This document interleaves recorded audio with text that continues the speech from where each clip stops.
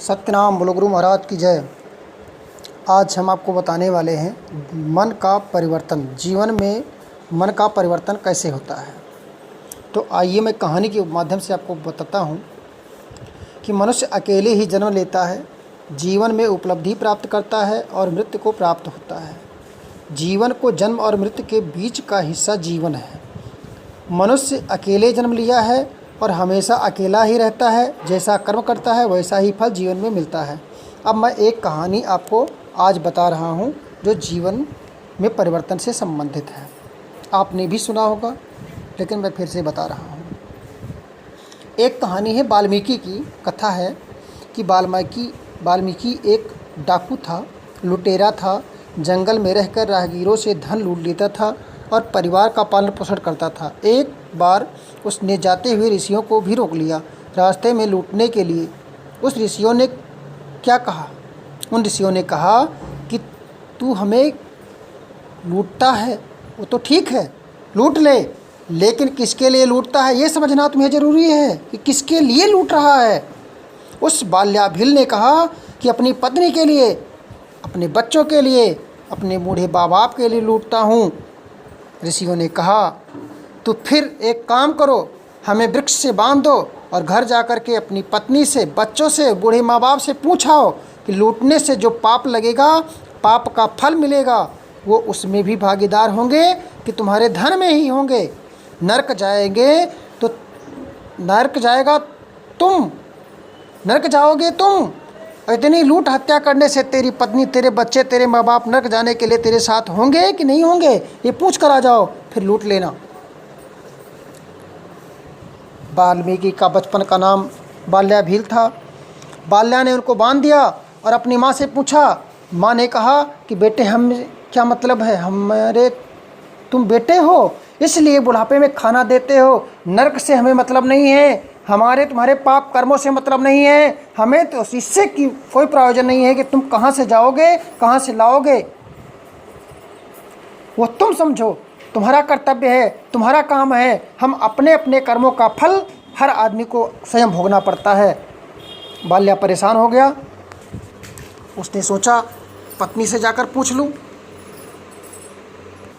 बाल्या पत्नी से जाकर पूछा तो पत्नी ने कहा कि तुम्हारा कर्तव्य है, तुम मेरे पति हो, शादी करके लाए हो, इसलिए पालन पोषण करना तुम्हारा कर्तव्य है। पालन पोषण करो, मुझे पता नहीं कि तुम कहाँ से लाते हो और क्या करते हो, वो तुम्हारा अपना जानना है। नरक जाओगे तो तुम जाओगे, स्वर्ग जाओगे तो तुम जाओगे, मुझसे क्या लेना देना है। इस बात का तुम कहाँ जाओगे मुझे क्या मतलब है। बाल्या घबरा गया। जाकर बेटे से पूछा कि औरतें तो नादान होती हैं। बेटे से पूछा, बेटे ने भी कहा कि मैं तो पुत्र हूँ, पालन पोषण करना आपका काम है, आप मेरे पिता हैं, आपका कर्तव्य है, अपने कर्तव्य का आप पालन कर रहे हैं और बूढ़े हो जाएंगे तो मैं भी अपने कर्तव्य का पालन करूँगा, इसमें पाप पुण्य की बात ही नहीं। बाल्या ने कहा कि ये तो भी छोटे बच्चे हैं, अपने पिता से पूछ लेता हूँ। बाल्या अपने पिता से पूछा तो बाल्या के पिता ने कहा कि बचपन में मैंने तुम्हारा पालन पोषण किया, इसलिए तुम्हारा कर्तव्य है कि वृद्ध माता पिता की पालन पोषण करो, सेवा करो, मुझसे स्वर्ग नरक से कुछ लेना देना नहीं है।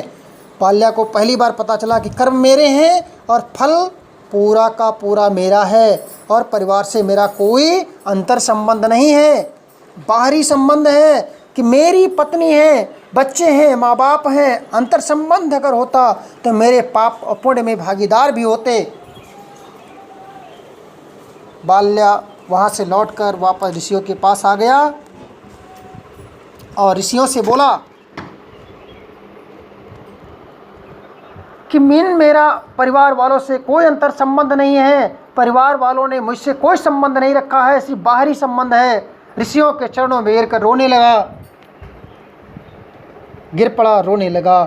बाल्या रोने लगा, इतना रोया कि ऋषियों ने उसको हाथ पकड़कर उठाया और ज्ञान दिया और बाल्या से कहा कि आज से तुम भगवान का नाम जपो, तुम भगवान के हो, तुम्हारा कोई नहीं, लेकिन तुम्हारा तो भगवान है, इसलिए तुम भगवान के प्यारे हो, अंतर मन से जुड़े हुए हो, इसलिए तुम भगवान से जुड़ जाओ।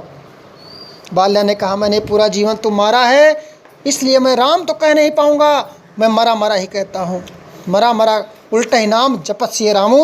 उल्टा नाम जपने से बाल्या राम राम हो गया, मरा कहने से, बार बार कहने से वो राम हो गया और महर्षि बन गया। बाल्या से महर्षि वाल्मीकि हो गए। ऋषियों की शिक्षा से इतना फल हुआ कि बाल्या को दिखाई पड़ा कि मैं अकेला हूँ और सब अकेले हैं, मुझे अपनी फिक्र स्वयं करना है, सबको स्वयं की फिक्र करनी है। हमारे बीच कोई सेतु नहीं है, दूसरे से संबंधित होने का कोई उपाय नहीं है। ये कहानी वाल्मीकि की उपलब्धि की कहानी है और मैं एक छोटी सी कहानी, एक चित्रकार की कथा पर आधारित आपको बता रहा हूँ कि एक चित्रकार था। उसने संकल्प किया कि मनुष्य को भगवान के रूप में फ़ोटो बनाऊंगा। उसने काफ़ी मेहनत किया, गांव-गांव में घूमा, शहर शहर घूमा, पर भगवान जैसा आदमी नहीं मिला। चित्रकार निराश होकर घर लौट रहा था। रास्ते में एक जंगल मिला।